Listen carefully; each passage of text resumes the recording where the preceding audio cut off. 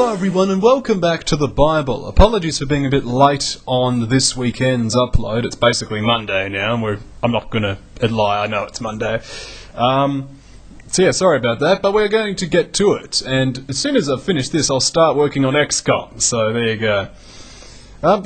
John 13 this week, the standard Bible reading, and of course the obligatory warning that if you aren't interested in the Bible, that's absolutely okay. That's your decision, and I'm not going to oblige you in any way to say that you've got to do one thing or the other.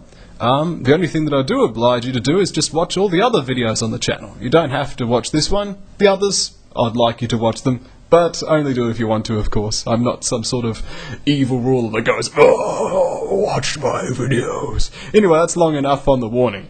Let's get into John 13. Jesus knew on the evening of Passover Day that this would be his last night here on earth before returning to his Father. During supper, the devil had already suggested to Judas Iscariot, Simon's son, that this was the night to carry out his plan to betray Jesus. Jesus knew that the Father had given him everything and that he had come from God and that he would return to God, and how he loved his disciples. So he got up from his supper table, took off his robe, wrapped a towel around his loins, poured water into a basin, and began to wash the disciples' feet and to wipe them with the towel he had around him.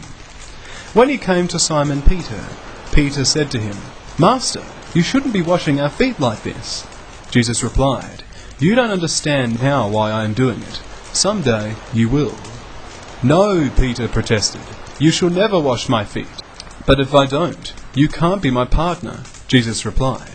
Simon Peter exclaimed, "Then wash my hands and head as well, not just my feet." Jesus replied, "One who is bathed all over needs only to have his feet washed to be entirely clean. Now you are clean, but that isn't true of everyone here." For Jesus knew who would betray him. That is what he meant when he said, "Not all of you are clean." After washing their feet, he put on his robe again and sat down and asked, "Do you understand what I was doing? You call me Master and Lord, and you do well to say it, for it is true. And since I, the Lord and Teacher, have washed your feet, you ought to wash each other's feet. I have given you an example to follow. Do as I have done to you. How true it is that a servant is not greater than his master, nor is the messenger more important than the one who sends him. You know these things, now do them. That is the path of blessing. I am not saying these to all of you. I know so well each one of you I chose. The scripture declares, 'One who eats supper with me will betray me,' and soon this will come true. I tell you this now, so when it happens, you will believe on me. Truly, anyone welcoming my messenger is welcoming me, and to welcome me is to welcome the Father who sent me." Now Jesus was in great anguish of spirit and exclaimed, "Yes, it is true, one of you will betray me." The disciples looked at each other, wondering whom he could mean.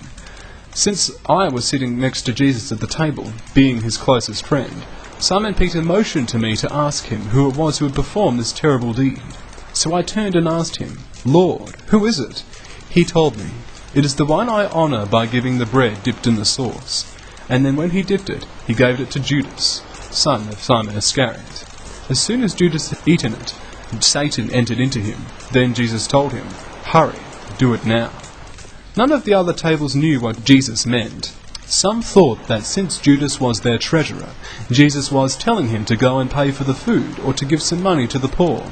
Judas left at once, going out into the night. As soon as Judas had left the room, Jesus said, "My time has come. The glory of God will soon surround me, and God shall receive great praise because of all that happens to me. And God shall give me his own glory, and this so very soon. My dear, dear children, how brief are these moments before I must go away and leave you. Then, though you search for me, you cannot come to me, just as I told the Jewish leaders. And so I am giving you a new commandment to you now. Love each other just as much as I love you. Your strong love for each other will prove to the world that you are my disciples." Simon Peter said, "Master, where are you going?" Jesus replied, "You can't go with me now, but you will follow me later." "But why can't I come now?" he asked, "for I am ready to die for you." Jesus answered, "Die for me? No. 3 times before the rooster crows tomorrow morning, you will deny that you even know me.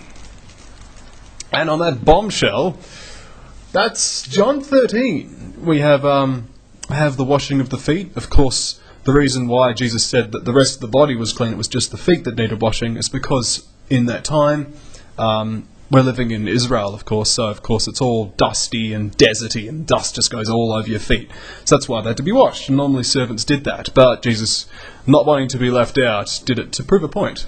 Anyway, I hope that you enjoyed John 13. Next week, God willing, we'll have John 14.